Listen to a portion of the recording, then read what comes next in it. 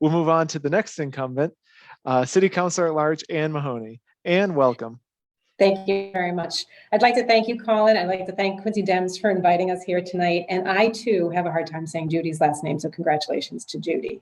For those of you who don't know me, I'm Anne Mahoney. I'm your councilor at large. I've been on the council for 2 terms, so I'm running for re-election for my 3rd term. Prior to being on the council, I was on the school committee for 12 years. And how I got into government was I moved here to Quincy. I grew up here in Quincy, and I moved and bought my great-grandparents' house. And I'm the 3rd Anne to live in this house. And I'm so proud to say that I've raised my 3 children here, and they've all been educated in the Quincy public schools. I now have 2 college graduates and 1 sophomore in college. So Quincy has been a great place to raise a family. It's close to Boston. It's diverse. It is the city that I think can grow up to be a phenomenal city. It does have its challenges, and I believe that the more active and engaged our community is, the better serving our community will be for them. And I look forward to having the discussion tonight.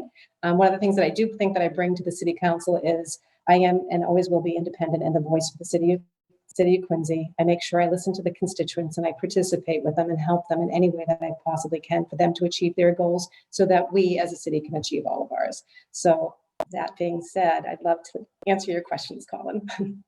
Thank you, Councilor. So first up is our question on COVID. So with it being an incredibly pressing issue, mask mandates and vaccine mandates are being considered and implemented all over the state. When considering your position on these policies, who do you turn to for guidance? And also, do you have any stances on either of these mandates? So I think we really have to understand what's happening here in the city of Quincy and be extremely transparent with the numbers that are happening here.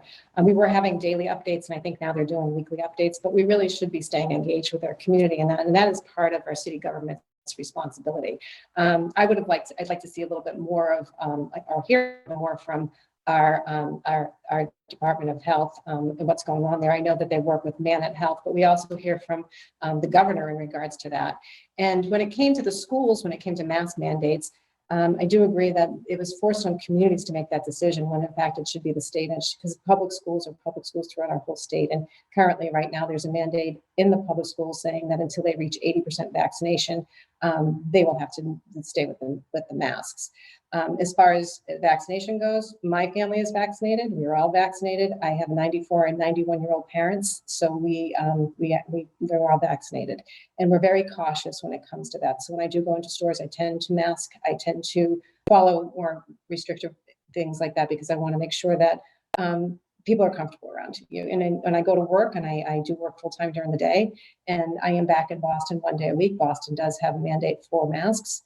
And when I go to my office, I have to check into an app every time I go into the office, to a ProtectWell app, to let them know whether or not I have any symptoms. So I think we're all doing our part, and we have to do that to be able to make sure that we can get through this pandemic. We do have a lot of learnings from the beginning of this pandemic. You know, when we first went into this state, we all thought maybe it would be 3, 4, 5, 6 weeks, and here we are 18 months later, and we're still, learning through it. But we've learned a lot, and we do know that masking is a way to protect ourselves from any of these variants that are happening, and the vaccination is actually protective of all of us, but we can be exposed to it and carry it on to somebody who's not vaccinated. So I do think we all play a part, and I'm happy to say that we are hopefully turning the corner on this, and we can somewhat get back to normal. But I think the future will never be what it was before. So the future does not hold what the past is. We're going to always have to live with this potential problem as we go forward. Thank you, Councilor. Yeah, we all hope that we are finally turning the corner and putting this behind us. Yes, we do. So for our next question, how do you plan to involve residents in your decision-making process?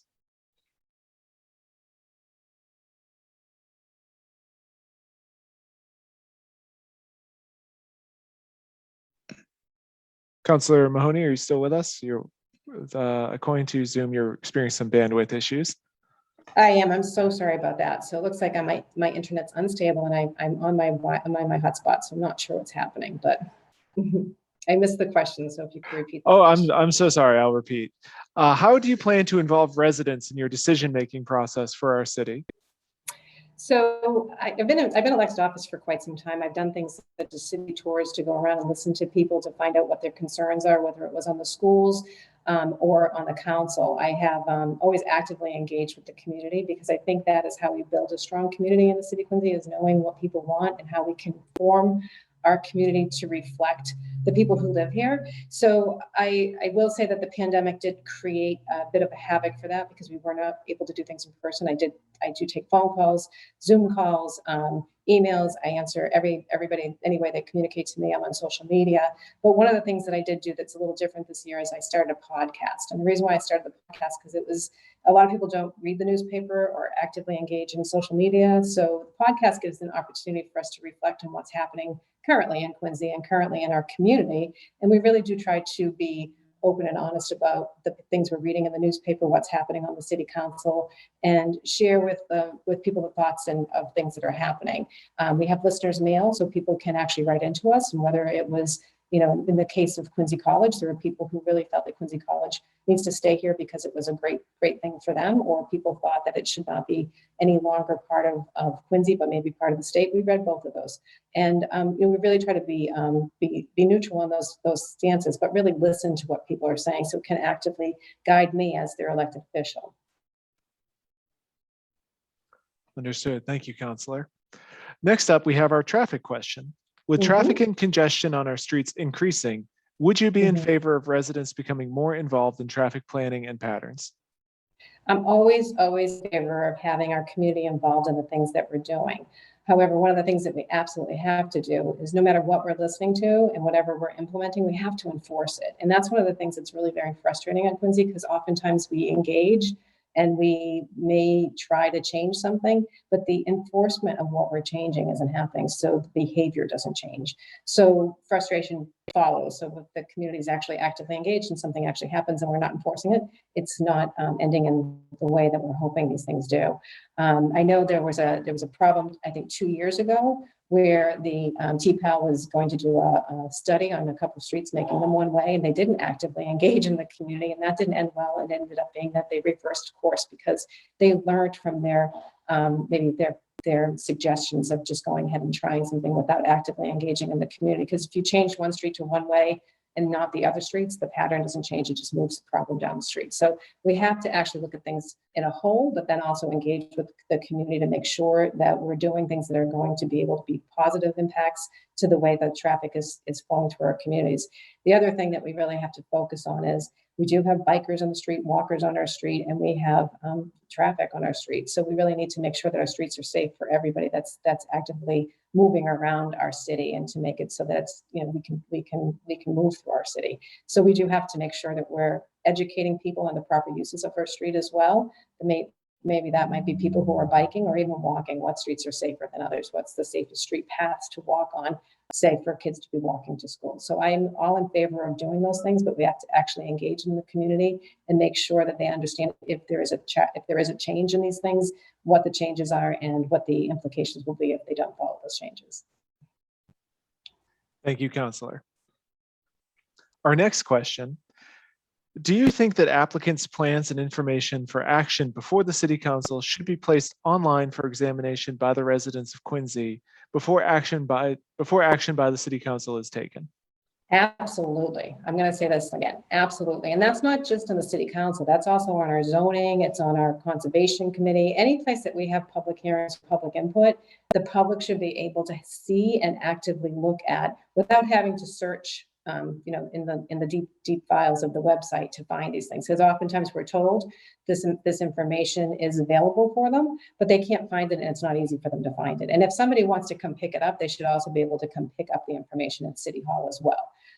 Our community is better served if everybody is understanding what's happening and what the decisions are being made on their behalf, because we then have a community that's actually actively engaged.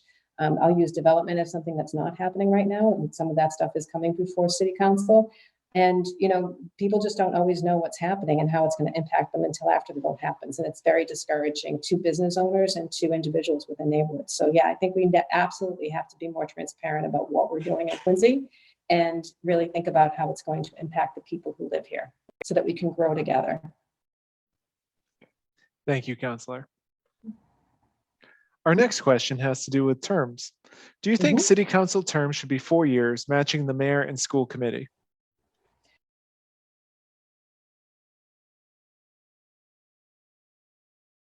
Sorry, we might be having another bandwidth issue. Please stand by. And I invited former mayors to come on, and I invited the current mayor to come on to discuss the change from 2 to 4 years. And one of the concerns that many people had was that if you went to 4 years, it could inevitably be hard for anybody to change that. And I think Counselor, I don't mean to interrupt you, but you cut out at the beginning of your answer, so I'm sorry to say. Would you mind starting over? Sure, no problem. What I was saying was that when I first, before I became a city councilor, I had a show when it came to term limits in the city of Quincy, and it was before we were changing the mayor's role from a 2-year to a 4-year term. And the active engagement that they had was people thought it was a good idea to change the mayor's term from a 2-year to a 4-year term, but term limits were something that was actually input was brought up. I think term limits are something more we should be talking about as opposed to changing anything from 2 to 4 years, because things, people tend to stay for a long time in things that maybe they shouldn't be staying in. So I think, quite honestly, 2-year terms, you have to work very hard to stay elected in a 2-year term, because every time you turn around, you're up for re-election. I live by the words I say, and if I'm not doing the things people ask me to do, then I tell people to be actively engaged. And if I promise the things I'm going to be independent and there for your voice, and I'm not doing it, then I'm not your right candidate. So I believe that thing that we need term limits on is maybe the administration's role as a mayor. Thank you, Councilor. Next question is, what are your ideas for the use of the pandemic relief funds and the American Rescue Plan funds for the city of Quincy? Well, this one's a very frustrating point for me, and I hope I don't cut out. Currently, our administration is using pandemic money to acquire lands throughout our city. So when I say acquire land distributions, it's actually going out and buying real estate for the city of Quincy, and it's not the intent of what this money was used for.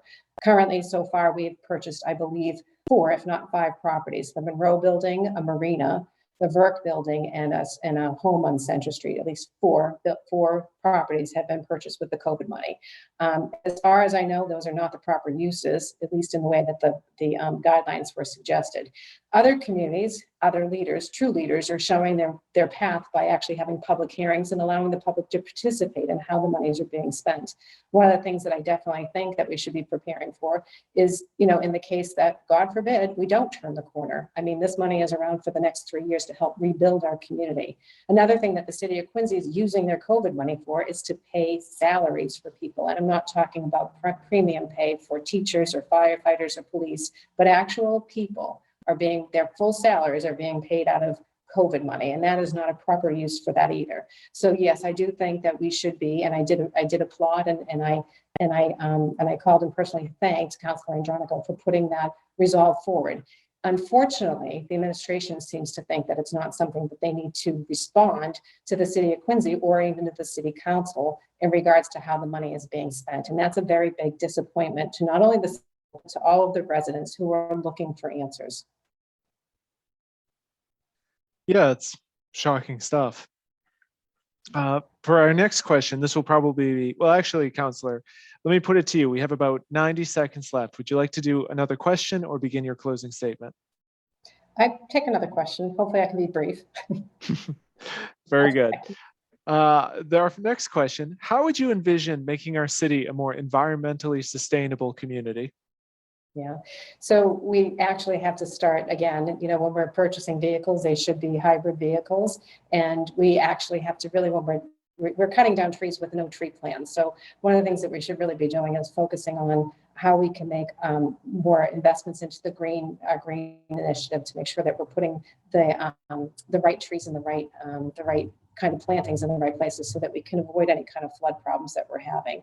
And then also I would enforce zoning. I know this might sound strange for environmental, but when you're in a flood zone and we're allowing buildings to be built in it, we should really be enforcing creating zoning that we cannot build in those areas, because that is causing some of the problems that we do have.